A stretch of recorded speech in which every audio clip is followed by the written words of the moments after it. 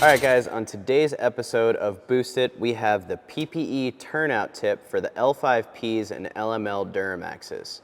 If you've got an L5P or an Lml Duramax, you know the tip comes straight out the back, and if you're towing something flammable or meltable like a trailer, you're gonna run into issues when your truck goes into regen. Well, Ppe has you covered here with this turnout tip, and it's gonna make your exhaust exit out the side so you don't have to deal with any of those issues of catching your trailer on fire or catching some hay on fire when you're towing it.